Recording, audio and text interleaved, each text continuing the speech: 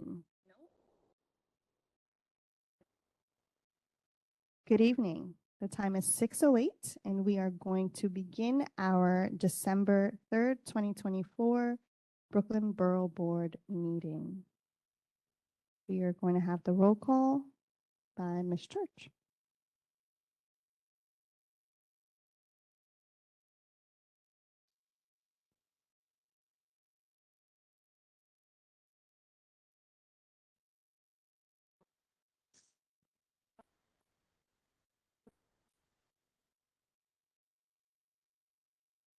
Good evening, everyone, and welcome to our December, can you believe it? December 3rd, 2024 Borough Board meeting.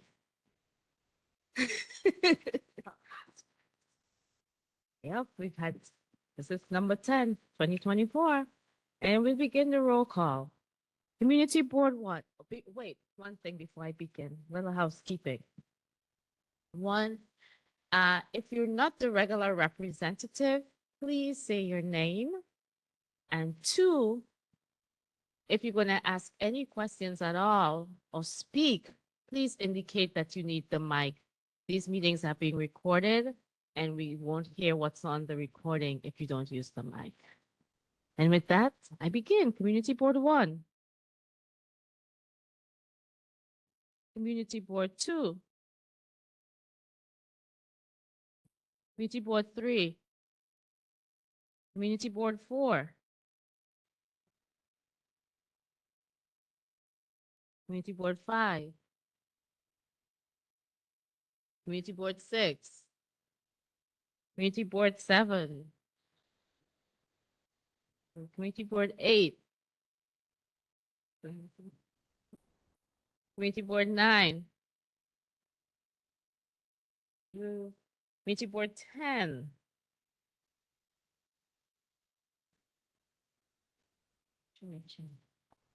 Community Board 11.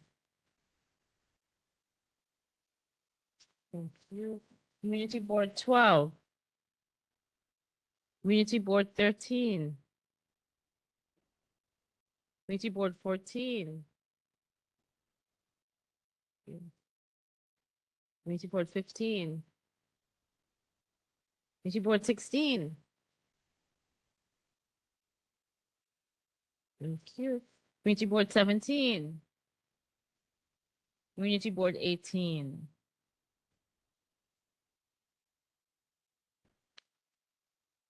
And we go to our council members.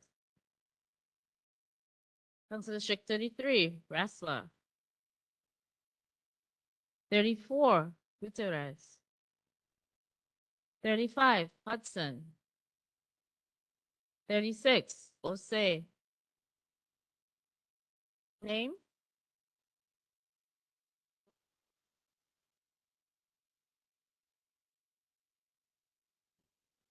Shep, thank you.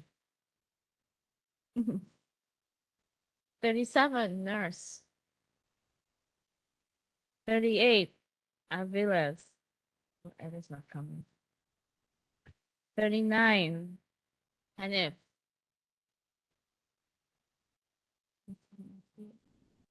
40, Joseph.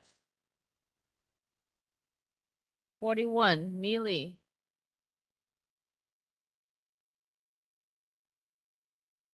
42, Banks. 43, Swang. Thank you. 44, Yiga.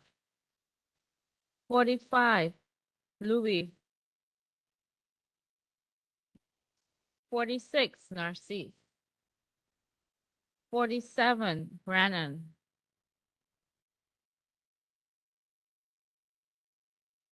48, Vernikov. 50, Carr. Borough President is represented.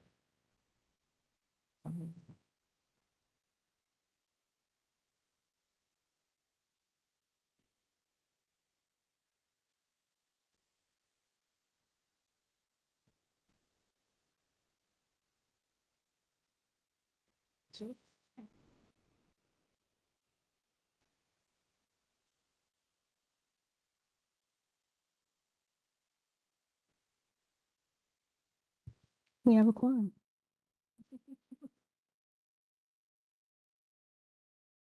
Okay, and just before we officially begin the meeting, we'd like to acknowledge the good news that CB4 received.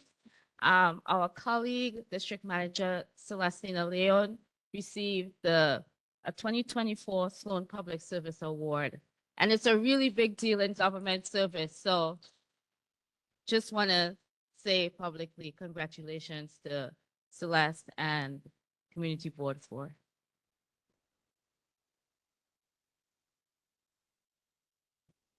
Okay, so we're going to move on to the approval of the agenda, but Borough Hall would like to request that we move up item 5 to item 4 for Borough Hall updates to be just before our presentation. And so does anyone have an objection to that small move?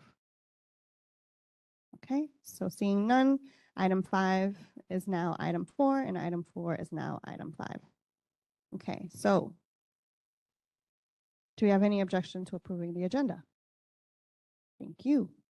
Now moving on to approval of the November 7th, 2024 minutes. Are there any corrections or discussion on the minutes?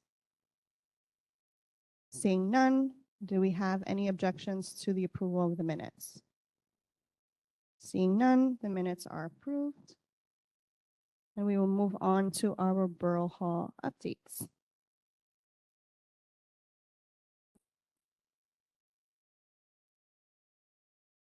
Okay, so we're going to ask Donovan Swanson from our office to give a short update from Borough Hall. Good evening, everyone. My name is Donovan Swanson. I serve the Office of the Brooklyn Borough President as his Education and Engagement Policy Analyst. I'm just offering very briefly something that we're considering here at Borough Hall that might be a resource for you all, especially for education committees. As we know, across the borough, some committees are actively doing a lot. Some struggle with potentially how to engage better with DOE, with schools in general. What are some of the things we should be looking for? And so we here at Borough Hall have actually created a very, very brief 8-question interest survey that Carol Ann has since shared with you all, asking if you are interested in potentially our office offering some form of an information session regarding schools. There's a list of different options, whether it be school funding, class size mandate, class size law, any number of things you can think of. And if there's something that's not on that list that interests you, whether it be the district manager, whether it be the chair or the committee chair, we would love for you to fill out that interest survey. We're really trying to help build more robust committees across the borough. And we think a good way to start is with our schools. So again, I'm going to be here for a couple of minutes. I have cards if folks have additional questions, but again, there is a survey that has been shared via email, and that if any member of your committee, the chair, district manager are interested in learning more and potentially having an information session specifically around education, feel free to fill that out. Okay, thank you.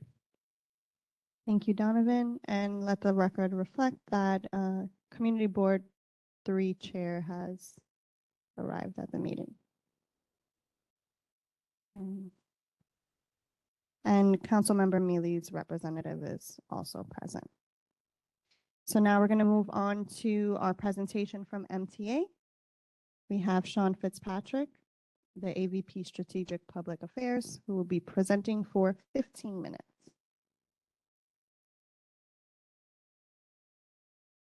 Good evening, everyone. Great to be back at Borough Hall. Of course, we were here just a couple weeks ago for an open house event that we held in partnership with the Borough President's Office and a number of elected officials in the area to talk about the subject of tonight's meeting, which is an update on the MTA's capital plan and the work that we're going to be doing to rebuild, improve, and expand the public transit system here in the city and throughout the MTA service territory. Let's see. Is this the appointed at the laptop? All right. Can I impose on you to say next slide? Or oh, there we go. So I'll try to keep this brief so that there's time to get into some questions. But, the fundamental premise from our perspective is that there's no New York without transit. When it comes to the economic vitality of the entire region, when it comes to the affordability, in an increasingly unaffordable region, studies have found that transit is 8 times cheaper in New York than having a car. And in terms of the environmental sustainability, New York is the greenest metro region in the country. And that's driven in large part by the 20 million tons of carbon that the MTA helps keep out of the atmosphere on an annual basis. But just as there's no New York without transit, there's no transit without capital investment. This is a graphic we put together as part of our 20-year needs assessment that was released last year. It's a sort of not so subtle spot the difference sort of game. But what I like about it is that you can see each of the different things that are different from one side to the other, from the physical condition of our stations, flooding, elevator access, the rail cars themselves, and a bunch of other sort of behind the scenes things that are different from one to the other are all things that require capital investment on a regular basis in order to keep them running, in order to keep the system improving. So this capital plan that I'm about to talk to you about is our 2025 to 2029 capital plan. We operate in 5-year increments, thanks to sort of reforms put in place by Dick Ravitch in the 1980s. To start with, I do want to acknowledge that we are still in the midst of and still in the sort of final stages of our current 2020 to 2024 capital plan. Folks will remember that a major funding source for that plan was and is congestion pricing. Obviously, there was a pause last year that did delay some projects. However, thanks to the new approach that the governor laid out, with a reduced toll for a period, but implementation of the project starting January 5th, that means that the MTA capital plan is now fully funded again from our 20 to 24 plan. And that means that $15 billion, actually more when you consider some of the federal funding it'll unlock, is available to make 20 plus subway stations accessible, to help build the 2nd Avenue subway extension in East Harlem, to modernize signals, including the Fulton AC line here in Brooklyn. A whole host of state of good repair projects across the entire city and region are going to move forward now. And so that's something that from the capital wing of the MTA, we're very excited to see. But as folks will understand, given the age and size of our system, that's not the end of the story. And so there's a lot of work that needs to happen to continue to invest in the system, to rebuild and improve it. And that brings us to our next proposed 2025 to 2029 capital plan. It's a $68.4 billion proposal over the next 5 years. And it really is focused on state of good repair. It's focused on making sure that our system is able to continue to function and that we're able to improve service in the years to come. These are a few graphics, and if you go to look at our 20-year needs assessment that we put out last year, as well as this capital plan document itself, are really based on the most comprehensive sort of data-driven approach we've ever taken to capital planning. We surveyed nearly 6 million individual assets, from individual rail ties to station columns to rail cars themselves, and rated them on a scale of 1 to 5. 1s and 2s are problematic. They are in what we call poor or marginal condition. It's in compliance with sort of federal regulations. And those need investment over the course of the coming years in order to keep them operating. And so these charts are a representation, and it is a little bit washed out on these screens, but the lighter blue is where we will be at the end of our current capital plan. The blue is good. That means it's in a state of good repair. And the lighter pink means that it's in poor or marginal condition. We have unsurprisingly, a pretty substantial backlog of need across the system. And so what this plan does, and it's focused more on state of good repair, sort of must-haves more than any other plan in MTA history.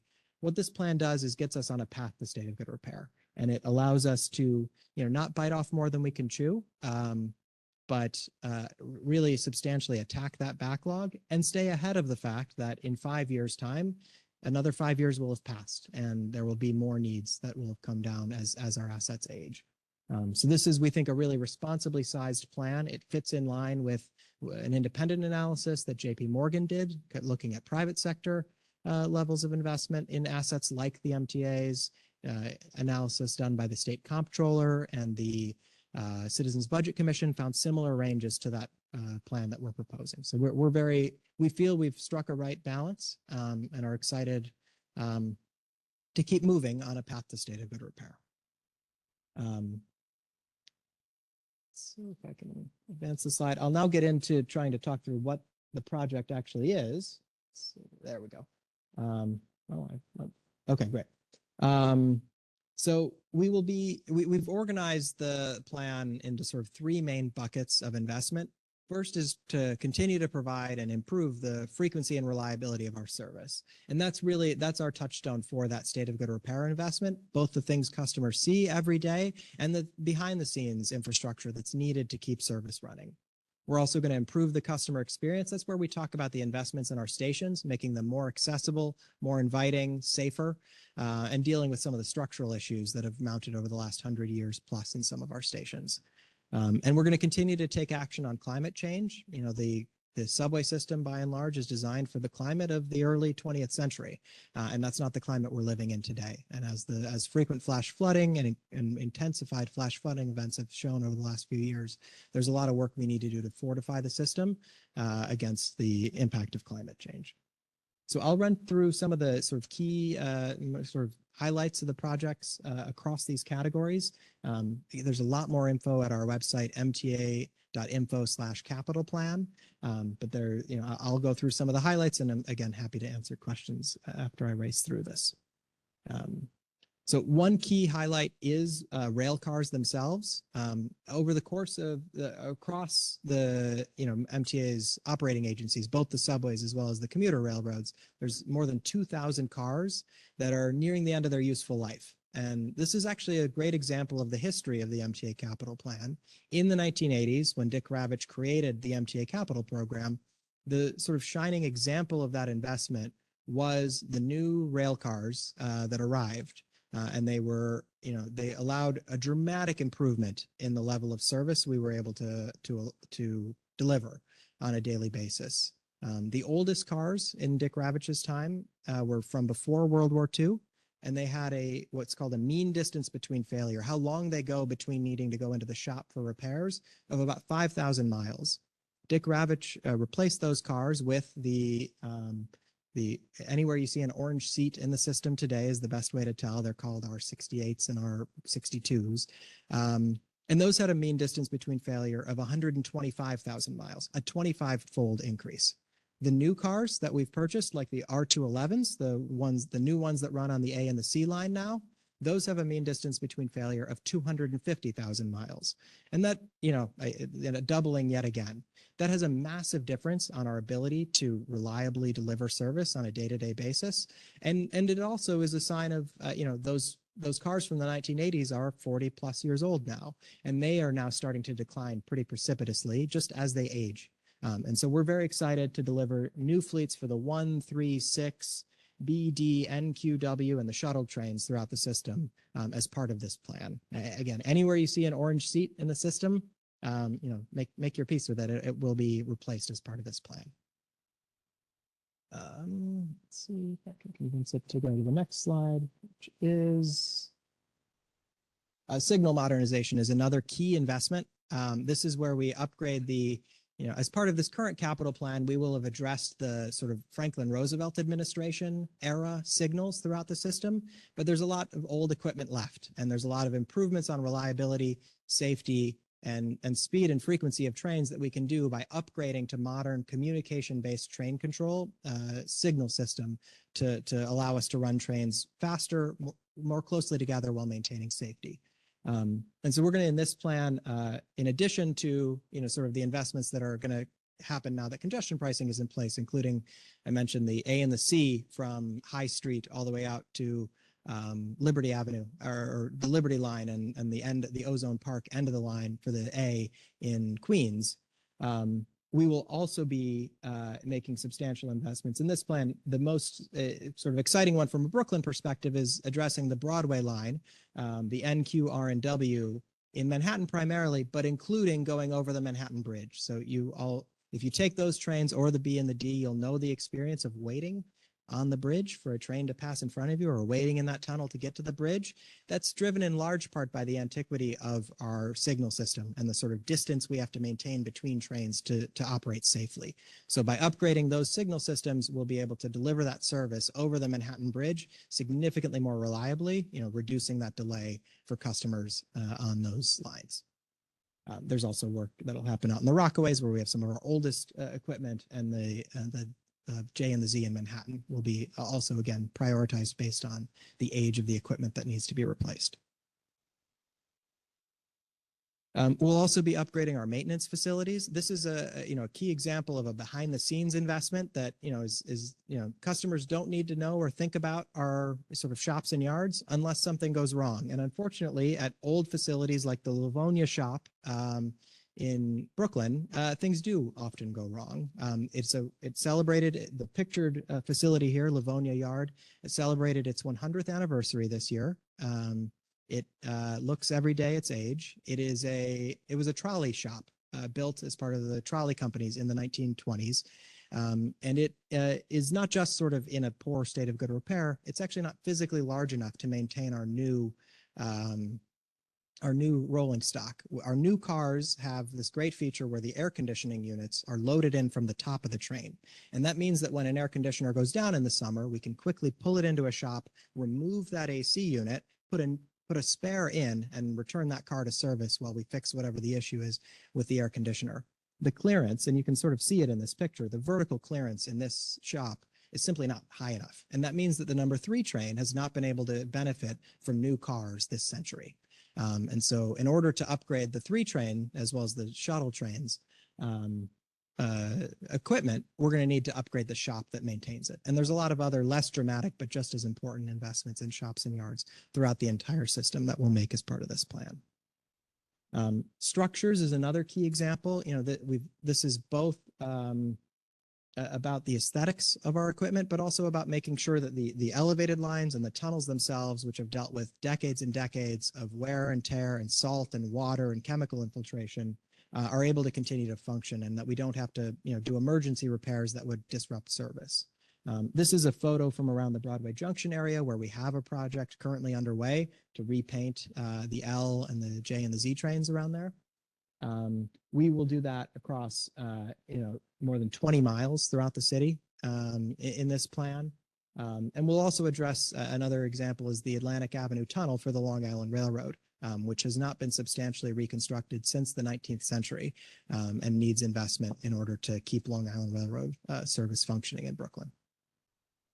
And finally, this is a plan that is really focused on our state of good repair needs, but we do recognize the importance of continuing to strategically, take advantage of opportunities to expand the system.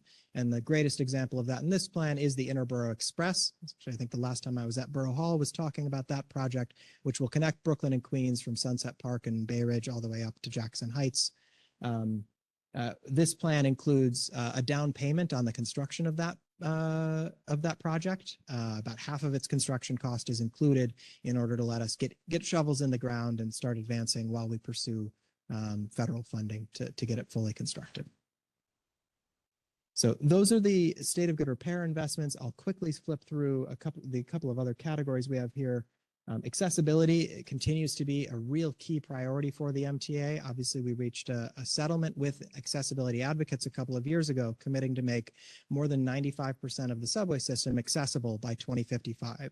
We're proposing in this plan to do at least 60 more stations, which is actually ahead of the pace that we committed to, but we're excited to be able to do that. What we've done in terms of naming those stations is we've named the first 30. These are 30 that we know we want to do. Based on ridership, coverage gaps. There actually was a state law passed that sort of forced us to publish our criteria for how we prioritize stations.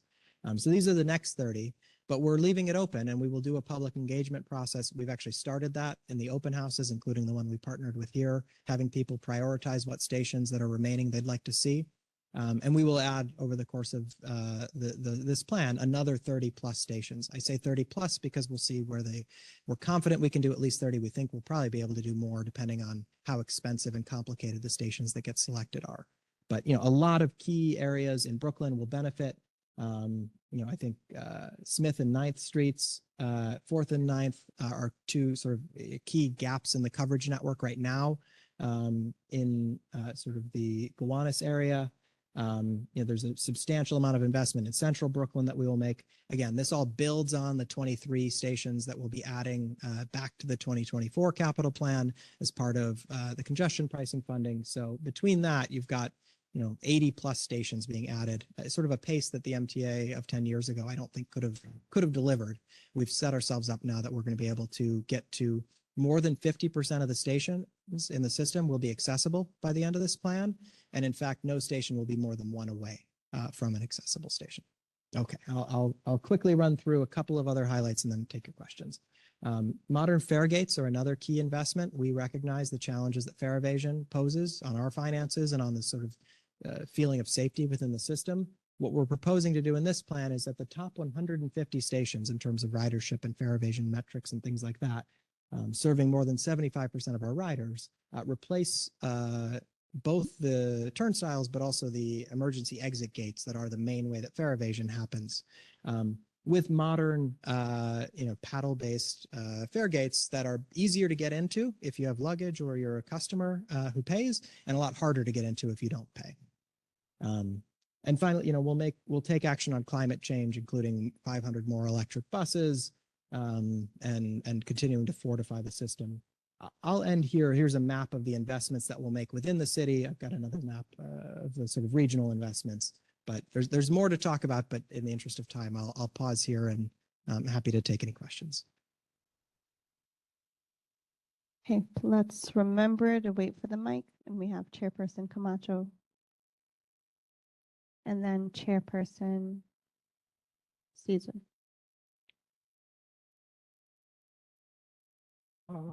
Camacho, Chairperson CB4. My question is, out of the 30, I hope DeKalb train station on the L line in Bushwick is part of that elevator structure that you have. We have a hospital there, Wyckoff Hospital. And now, as I know you know that that area now, it's up and coming now with people that can afford to live in that area. So I hope you just don't bypass it. Every time we put it in our capital budget statements and everything, there's like an X file on there, or E-list, it's called eventually. So I want to make sure that we be part of this 30 as soon as possible because our seniors and our people use the hospital. I know y'all put one on Flushing, which is outside, but there's Wyckoff Woodhall Hospital has 4 catch basement areas, CB4, CB1, CB3. So I know you did that side. So I want to make sure you come over to ours because DeKalb, I hope it be one of your 30, because I don't see, you said Sunset Park, all those rich areas. We need one over here on our side. The little square box that you guys technically forget all the time. So we need one on CB4. Make sure you put that our senior ramps that are there, because Wyckoff Hospital is having a hard time when people are coming to the hospital to see, because they can't get up there on the train station. Or is it on there or not? You're in the backside. I'm gonna put you back there somewhere. Thank you, I Chairperson appreciate the Camacho. feedback. Yeah, we will absolutely take that back. I mean, I think there's an opportunity to add a lot more accessibility, and hearing that DeKalb on the L is a priority is really valuable feedback. Thank you. Okay, so just for housekeeping, we want everyone to keep their comments to 90 seconds because we do have another item on the agenda that might take some time. So we will have a timer. We have Chairperson Caesar and then Chairperson Baptiste, and we have Chairperson Hopkins and then Chairperson Buserith and then Chairperson Lohman. Okay, guys. Thank you. So, Mr. Fitzpatrick, thank you very much. So a few things. So question number 1, when you mentioned the signal upgrade, so does this mean you're continuing Andy Byford's communications-based train control or something new? Question number 2, when you mentioned the station upgrades, does this mean you're working with other city agencies? Because I'm not an engineer, but what's the point of upgrading the trains if the city pipe still can't handle water that comes in at that rate? That's the second question. Number 3, what are you doing in terms of improving communication and outreach? Because I didn't like the outreach that the MTA did for the bus redesign. I was able to make time to read the plans, but for people who didn't, it felt like it was hashed. So my question is, what are you and your colleagues going to do in terms of making sure that that communication outreach is, in my opinion, better than the one that we had for the MTA bus redesign? And those are my questions. Thank you so much. Excellent. Yeah, thank you. I'll go in order, I think. CBTC, yes, it is the sort of started in the Byford era signal upgrades.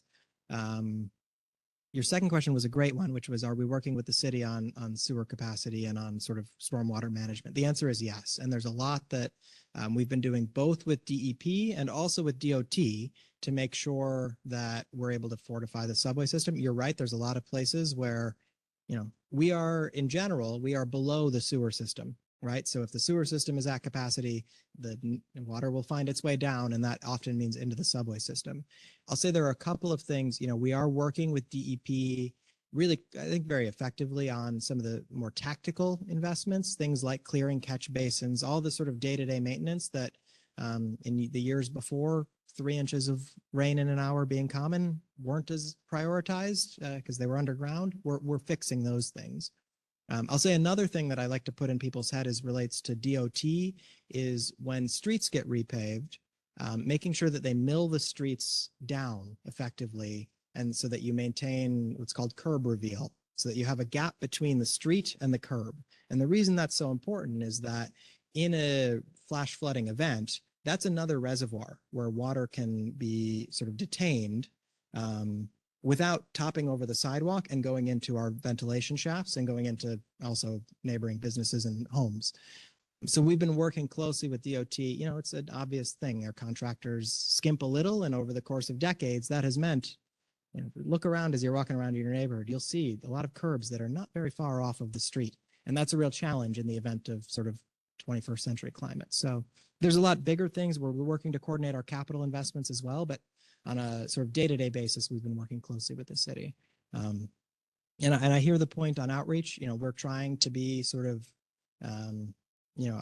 it's always challenging, but we want to be out in as many places as we can. I'm joined tonight by our government community relations team, and we're open to any opportunities to come out with you all to talk about the capital plan, talk about these projects individually as they ramp up, and especially when there are service impacts, we make sure to get out early and often.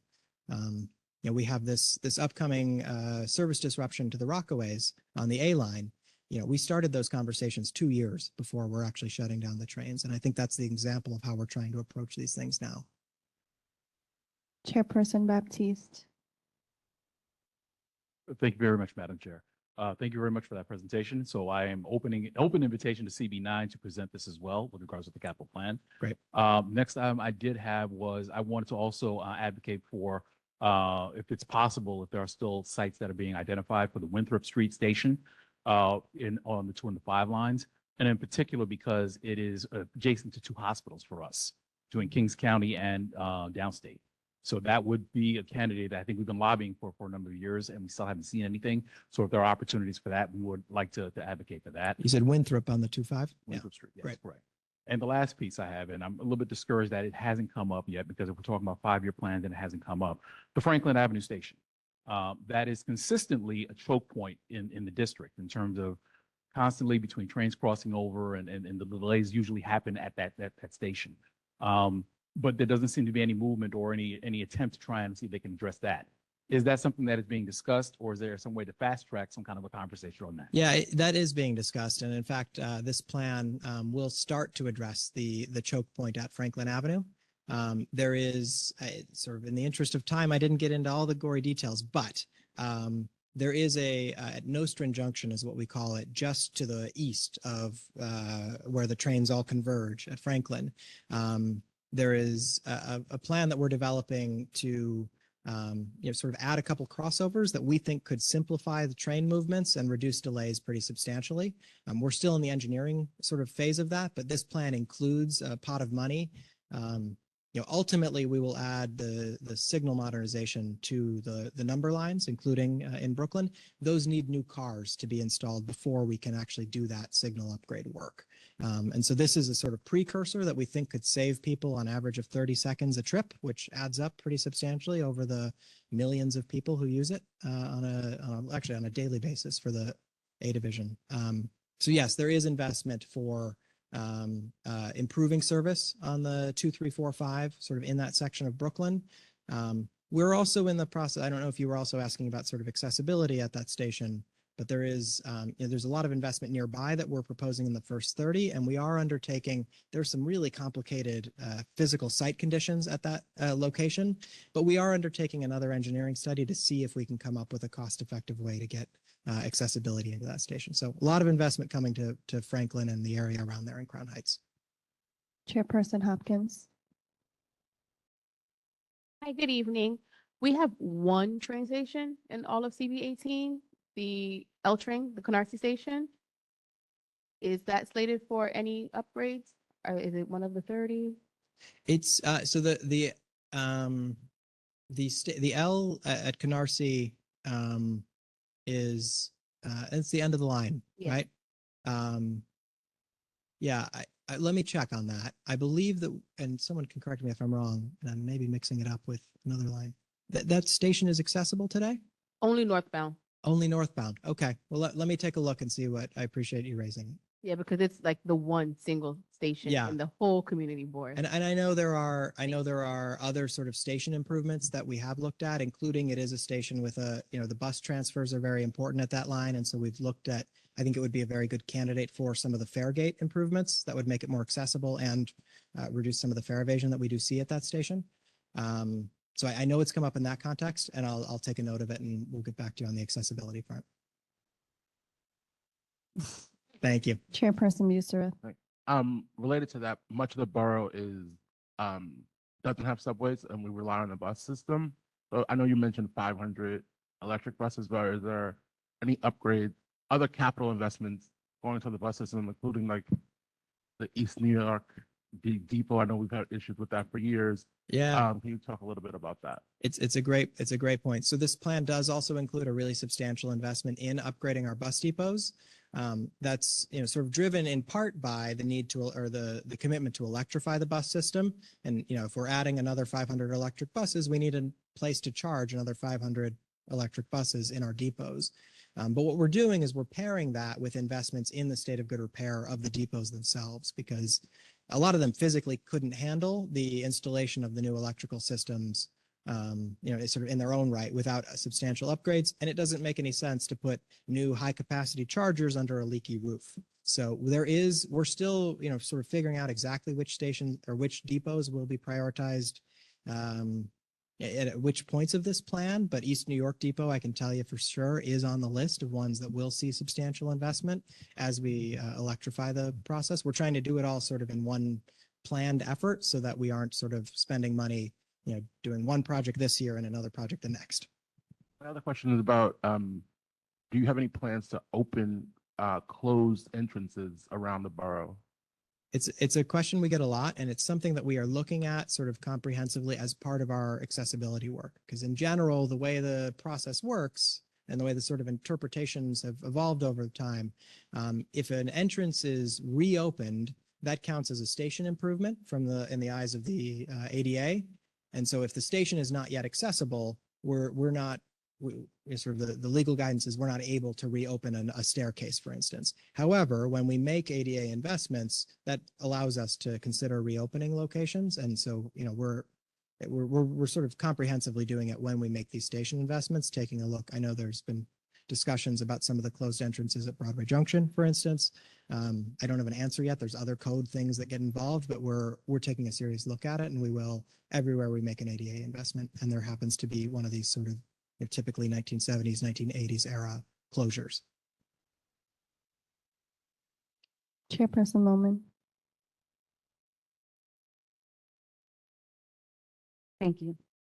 Good evening, and thank you for your presentation. Just 2 points. The Broadway Junction line, ADA accessibility. We've been promised that for years and years and years. We just had earlier this year, we did like a protest about the ADA, accessibility of Broadway Junction. As you know, from Broadway Junction to the LIRR, there's no accessibility. So if that could be put as a priority on your list, CB5 would definitely appreciate it. We have a lot of people in our community that need to access the LIRR and cannot because there's no accessibility. The L train at Atlantic Avenue connects somewhat with the LIRR by going downstairs up and over. Yeah. The lighting is horrible. It is a death trap. So if you could really look into that, we would appreciate it. So Broadway Junction, Atlantic Avenue on the L, and the LIRR. I really appreciate that. So Broadway Junction, the AC, JZ, and L trains, that project is actually in construction now. It may not look like it yet because it's a design build project. And so there is some work that's happening underneath the L train, essentially where we're preparing the sites, but we're still sort of finalizing the full design of it. But that project is actually already funded, already in construction. That project is moving forward quickly. The Long Island Railroad Station at East New York is one that we recognize has both an accessibility need and substantial state of good repair needs that are somewhat obvious even. I'm not an engineer, but when I go through that station, it's not hard to tell. We have actually, I'll flip to the next slide. You won't quite be able to, you won't necessarily, I won't blame you if you're can't quite see it, but East New York Station is listed in this plan as a candidate station for the Long Island Railroad. I will say there's, it is a complicated station to do, and we're going to be pursuing federal funding to help make sure we can address it as comprehensively as folks would like. The other thing we need to work out is how it will interact with the Interborough Express project, which will add yet another transit option for the neighborhood and potentially help bridge that gap between the subway station and the Long Island Railroad. But that's another sort of moving part that we have to plan around. But we recognize that station as a priority and are going to be pursuing it in this plan. Lucy Mojica Diaz.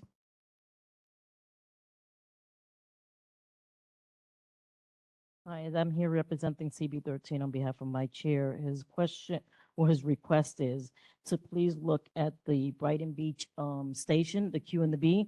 We are the highest NORC community in the district, and we would like you to look at that station for an elevator if possible.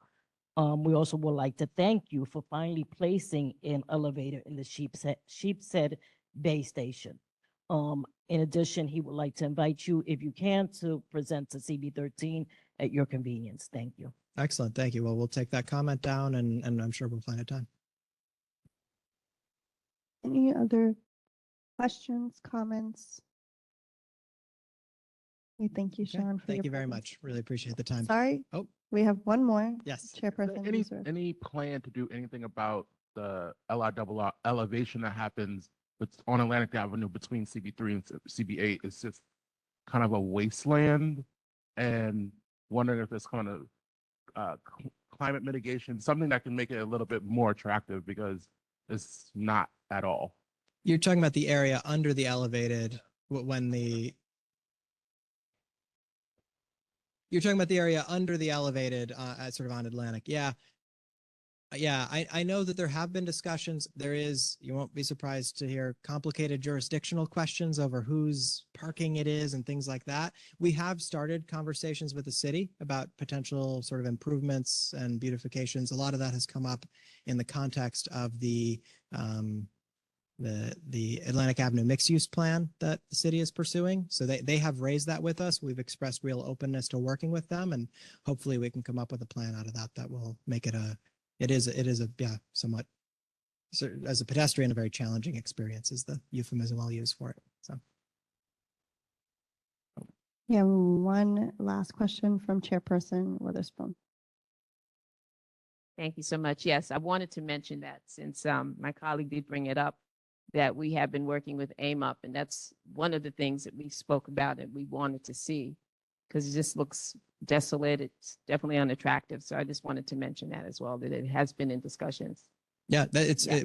we have been in touch with the city, and I think we'll work to get something pulled together. Thank you so much. And thank you again to Sean for this great presentation. Thank you all very much. Appreciate the attention. Thank you. We're going to be moving on to unfinished business, but before that, I want to note for the record that CM Nurses Rep Mike Rasiopo of I'm naming folks. Thank you. So CM Nurses Rep is here, Mike Rasiopo of CB6 and Chairperson Daly of CB17 are here for the record. And now we're going to have Jillian Pagano from Prospect Park Alliance.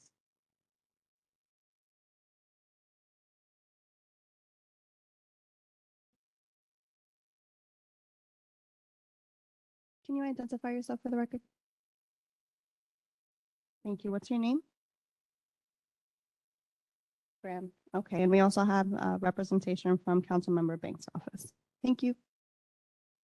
So for our unfinished business, we had a presentation from Prospect Park Alliance last month. We will have questions for 15 minutes if you all desire to ask more questions. If not, we can move to a motion if there's a motion, but leaving it to the Borough Board membership. Okay, thank you so much. And thank you all so much for having me back. Over the last 30 days, we've been engaging with our community boards, our local and adjacent community boards with this presentation that we're going to represent with you today. And I'd also like to address some concerns and some comments that came up at our last meeting, in addition to some of the other meetings that we've had privately with our community boards.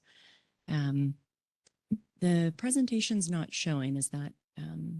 I don't think we planned on another presentation, just Oh. questions and a motion or a vote or a recommendation. from the I see. board. Okay. Sorry. Sorry. No, that's okay. Sorry for the confusion. But yes, so does anyone have any questions or comments for Jillian? Okay, ready to rumble. So Chairperson Pena first and then Chairperson Baptiste.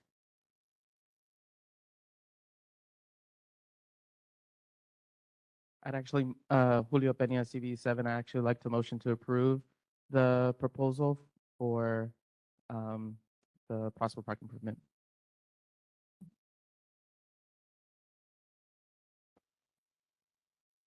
Motion to approve, seconded by Witherspoon. Do you have any discussion? So Chairperson Baptiste and then Mike from CV6. Thank you very much. I rise in support of the motion. But the only comment I do have with respect to that as well is, and I think the concerns were around process.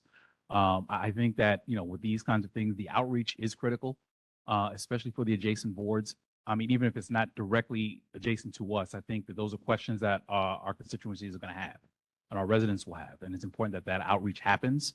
I think with the Borough Board, I would, Madam Chair, I think it might be a recommendation where we bifurcate these conversations, where at least we have a presentation 1 month, but give people an opportunity to go back to respective committee, to wherever their constituencies are, to see if there are any objections or things that they need to input with that as well. But otherwise, I think Community Board 9 is in favor of things that improve Prospect Park. It makes the community better, it makes the city better, it makes the borough better. Thank you. Thank you. Mike Rasiopo. Oh, I thought you had a comment. Sorry about that.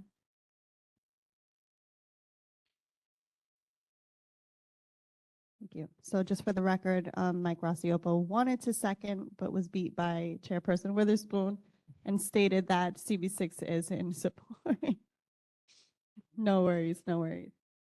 Okay, so any further discussion? Seeing none, we will have Ms. Church do the roll. And again, it's going to be the community boards that are adjacent and the council members who are voting. So that's 6, 7, 8, 9, 14, and then all the council members and Borough Hall.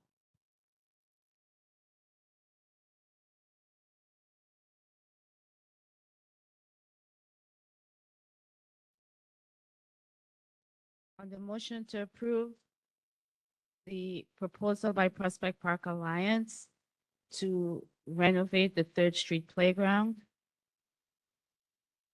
Community Board 6. Community Board 7. Community Board 8. Community Board 9. Community Board 14. Council members. All council members are eligible for vote. Council District 33, Ressler. Council District 34, Gutierrez. 35, Hudson. 36, Osei. 37, Nurse. 38, Aviles. 39, Hanif. 40, Joseph. 41, Mealy. 42, Banks. 43, Zwang. 44, Yeager. 45, Louis. Yes.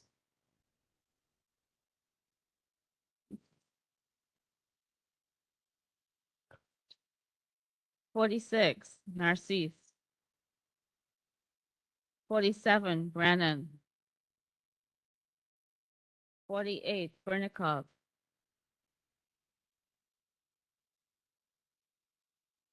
50, Carr.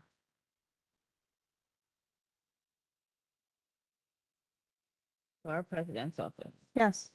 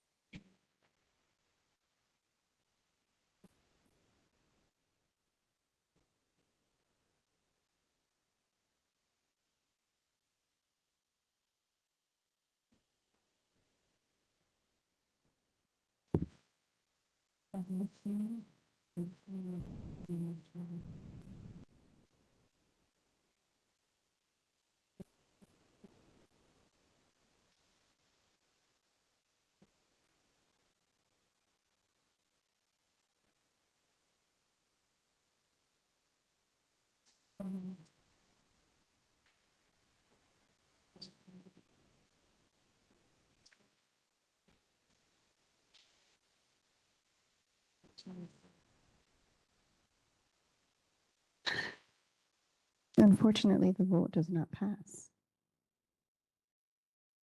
So we needed 22 yeses, but we have not enough council member representatives. So we only have 11 yeses and 5 abstentions. Yeah.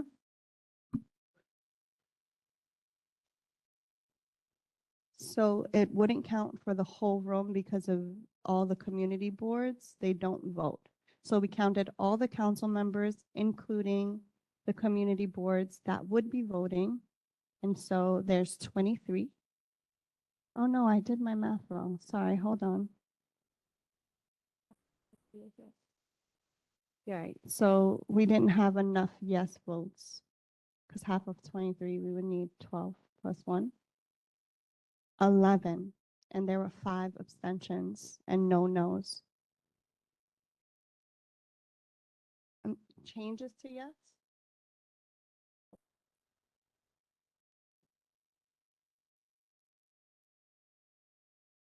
Give me 1 second, sorry.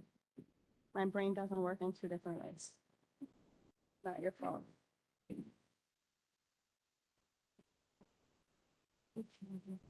Give me 1 more. Yeah. Any objection? Okay. No, please go first. Okay, so, sorry, point of clarity from 7 was a request of how many votes were needed. For the vote, we need half plus one, which is 12, plus one, so we need 13.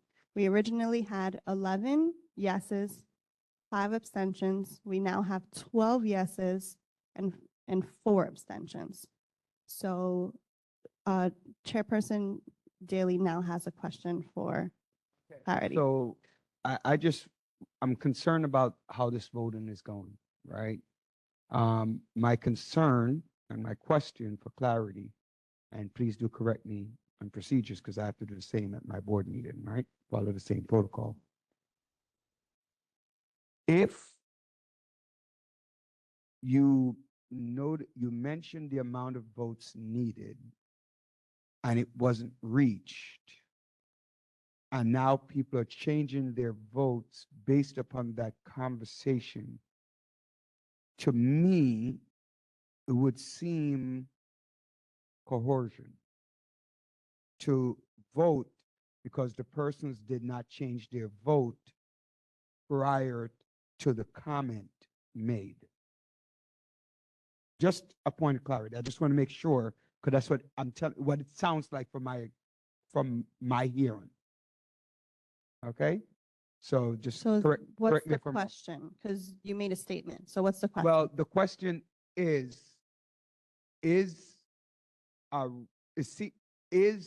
it allowable to question the voting after the voting is made to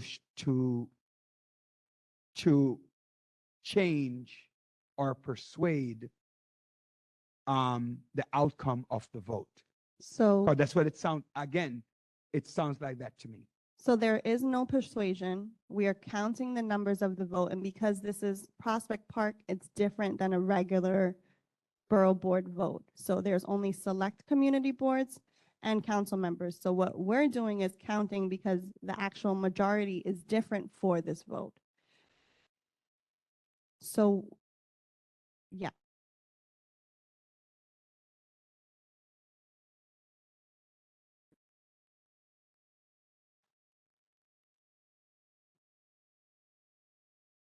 Yeah, I mean, if people want to change their vote, that's up to them. But essentially, right now, the vote does not pass. And so there would have to be either another recommendation or an amendment or whatever it is. So we were just counting. There's no persuasion. Camacho, I'm sorry, but you do not have a voting item on this. So I'm just going to preserve us to the folks who can vote for this. Chairperson Peña. Yes, but in the interest of time, we would like for the folks who are voting on this item to speak on this item at this moment. Thank you for the clarification. So I voted in favor of the motion, and my colleague, I think's point is, once a vote is closed, you technically can't change your vote. And because I voted in favor of the motion, I can't make this motion that I'm about to recommend, but I think that we should reconsider the motion. It would have to take someone who voted against the motion to propose it, because I do think this is an important project in Prospect Park and it should move forward. Thank you. So the floor is open for anyone who would like to make a motion. I also want to point out no one voted against the motion. So I do want to point that out. Yes, we did.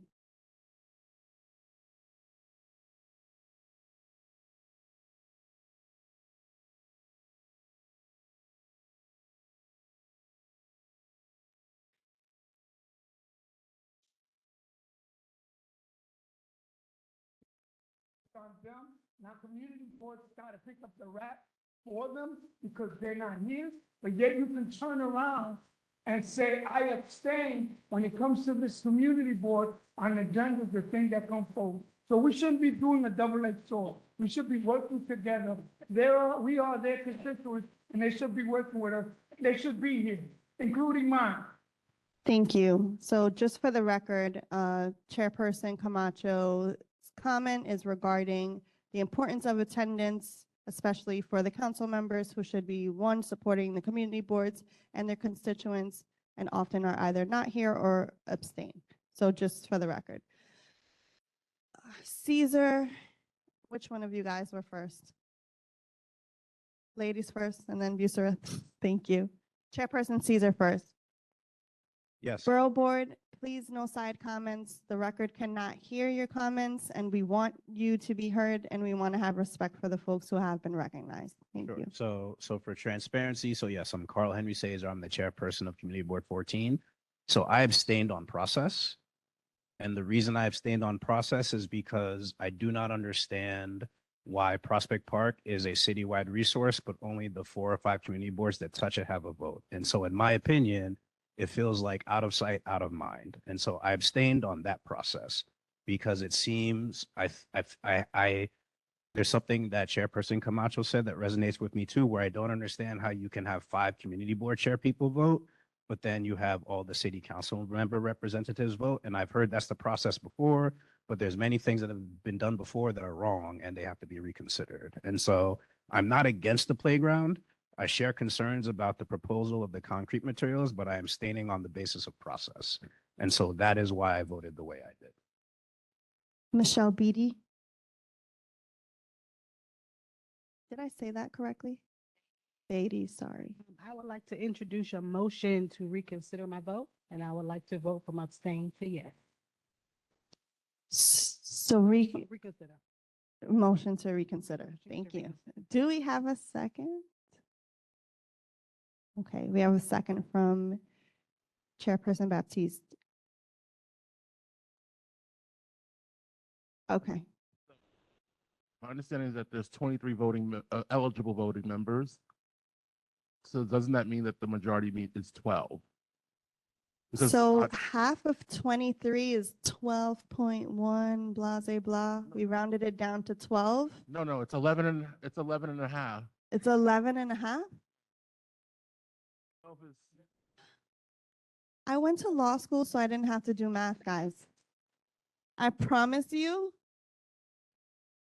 I literally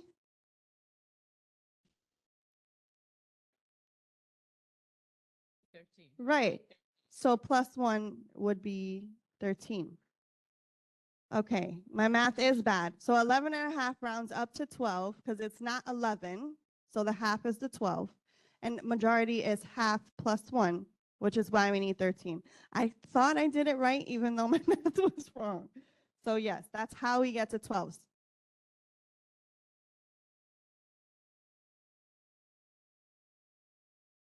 But we don't have a half person. it's not 50 half +1. It's greater than 50% as a majority. No, it's No, no, half, it's half no, +1. I mean, I don't think a majority is more than 50%. That's what the actual meaning of a majority is. It's not 50% +1. That's No, more it's, than a majority. it's half of the majority, which would be 50%. Half of the eligible voters, greater than half, which is 50.1. Okay, fine. It's not 50 +1, it's 50.1. No, because 0.1 is not a person, which is why we have to go to 12. So if 11 is, if 11 is not enough, it has to be 12. And 12 + 1 makes the majority because we can't leave it at 11. That's not enough. It doesn't make 50. So while I understand your point, when you're talking about people, we need to add the person. So if 11 and a half is half, but we don't have half a person, it has to be 12. I understand that. I totally understand what you're saying. But if 12 people vote for it, then only 11 people can vote against it. That is the +1.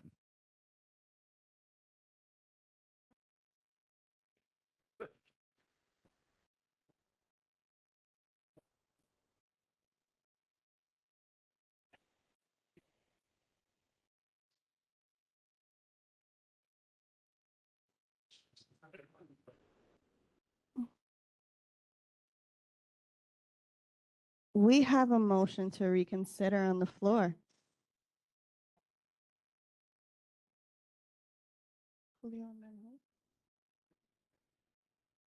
Okay. So Julio first. What is your name? I'm so sorry. Julio, since you went, I'll let him go first. So Matthew from Hanif, then Julio, and then Chair Daly. You don't vote on this item and you already spoke. Do you have a Chair Daly? Because you don't vote on this item and you already spoke, is there like a question or is it a comment? Okay, so I will let you go. Go ahead. Thank you. So, supporting the motion to reconsider votes, I would encourage council member colleagues, and I think community board colleagues, though I think all who were able to vote voted in support, I think is my understanding. Except for one, I would encourage you to vote yes. This is a project in our district. It's clear that there's a lot we maybe want to get on the same page about quorum, about who gets to vote on projects in Prospect Park. But here's the deal. We got a playground. Let's fix it. Let's make these improvements. And I don't think anybody wants to hear the news that the group of people here could not get together and get this done. So I would encourage council member offices that abstained to vote yes. This is in our district. We are supportive. Thank you. Thank you. Chairperson Pena and then Chairperson Daly.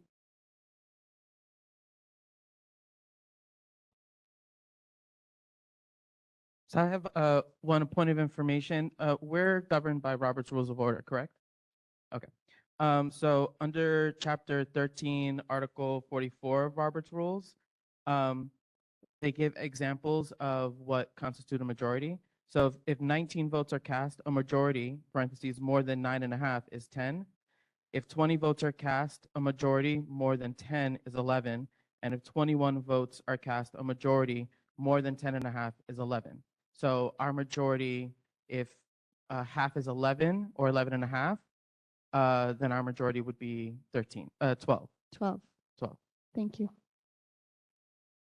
No, it's 12. Thank you for that clarity.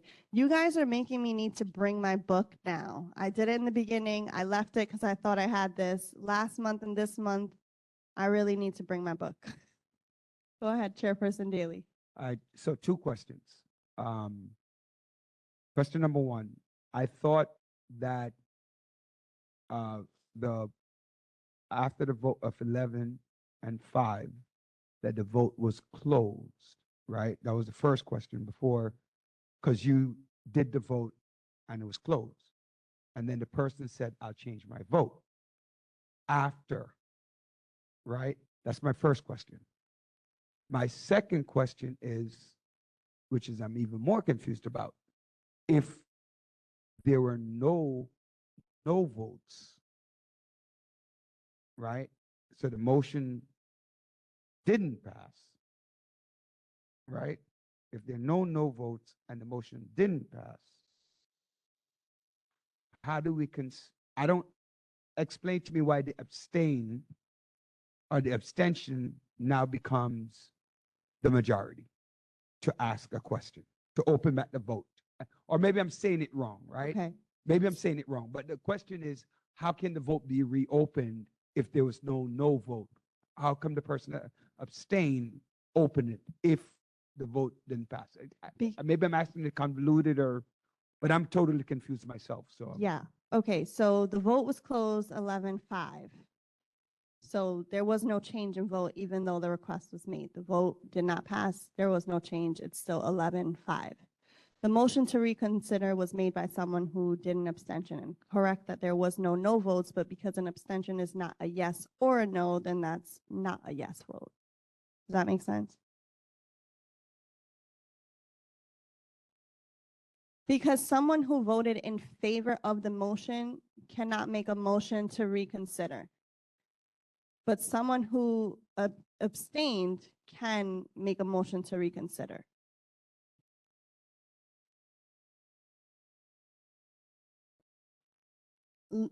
Right, they're not on the side that would have won. I would have to do extreme research. I cannot give you the answer of the whys, but essentially, if I am in favor of something and it doesn't get voted, it's not just for me to now try to reopen it. It should be someone else who didn't necessarily.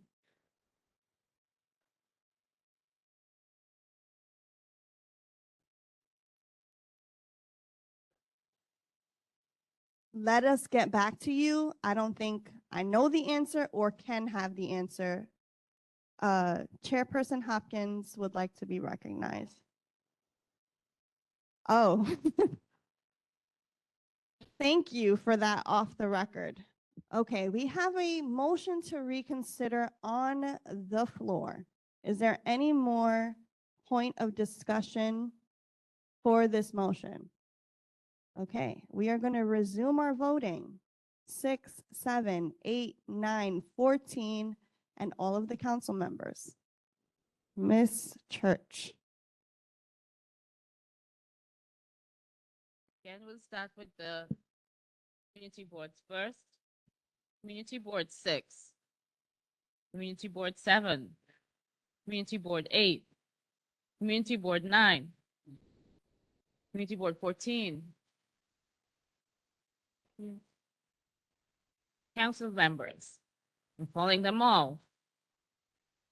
Wrestler 33, Gutierrez 34, Hudson 35, Osei 36.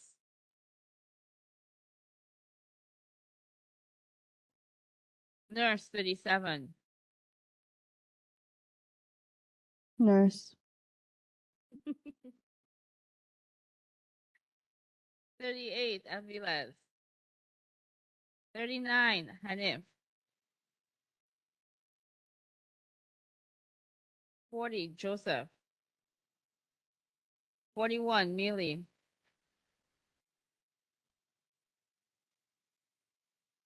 42 Banks, 43 Zwang. See? Yep. Yeager 44, Louis 45. Wait. Okay. Narcisse 46, Brannon 47, Bernica 48, Carr 50, Bar Presidential. Yes.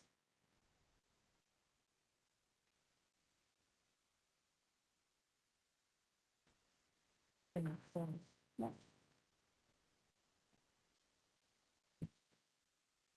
12 yeses and 4 abstentions. The motion passes.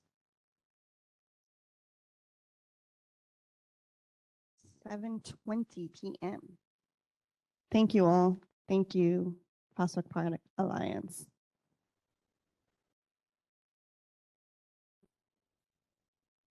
Okay, so moving on, communication and reports. Do we have any announcements from our Borough Board members? Chairperson Daly. On a roll. Please wait for the mic.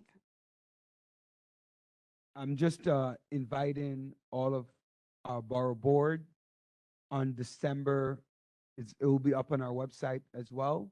On December 20th, that's, I want to say it's a Friday. December 20th, we're doing a tree lighting ceremony at our local park. It's called Patagate Park, right at Farragut Road, Foster Avenue, and Albany. Do a tree lighting with in partnership with our council member, Farah Lewis, or Farah Louis. That's at 4 p.m. There'll be chocolate giveaway for the kids, toy giveaway, and the likes, hot chocolate and the good stuff. This Saturday, there will also be a toy giveaway within our community. It will be at the Reflection Church on Beverly Road and Utica Avenue. So we're asking if you have young people, they want to come out, at least just to have some fun. That's 12/6 and 12/20. So 12/6 will be at Reflection Church on Beverly Road and Utica Avenue. And 12/20 will be at Patagate Park, which is located on Albany Avenue between Foster and Farragut. Obviously I don't know the exact address, but I know the exact location. Thank you very much. Thank you, Chairperson Daly. Lucy Mojica Diaz. I just want to piggyback off Camacho. the council people have a right to vote on other locations that are not in their district.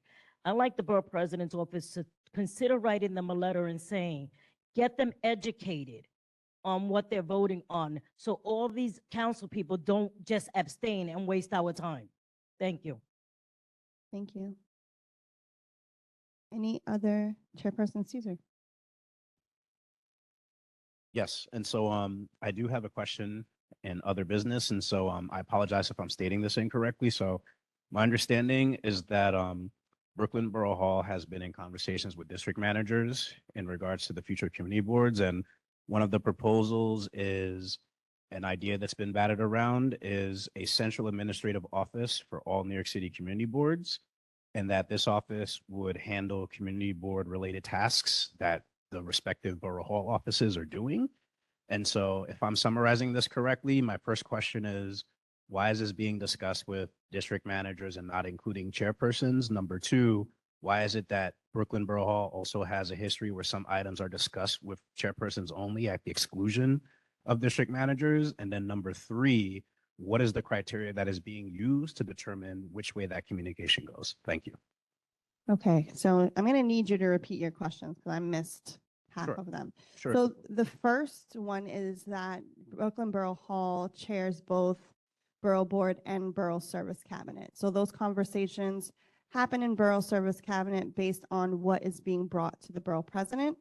The second point, which may not be your second question, which I'll ask you to repeat, sorry, my memory's not great, law school did it to me, is that when questions are brought up about things like FOIL or things like doing administrative things, the Borough President, as the Borough President, envisions certain things and talks about possibilities. And so this is how this came up. Questions about FOIL, questions about different things that the community boards deal with that it's the district managers who usually receive. Not to say that the chairpersons would not get that same information, but this is in developing stages and something that the Borough President envisions, but not something that would be instituted by the Borough President. It requires a bunch of conversations. So this happened 2 weeks ago or 3 weeks ago, like in the last Borough Service Cabinet meeting. Those conversations have been fluid. I believe there was the Borough Service Cabinet meeting and then a follow-up. And since then, we have not heard much from the Borough President. No follow-up yet?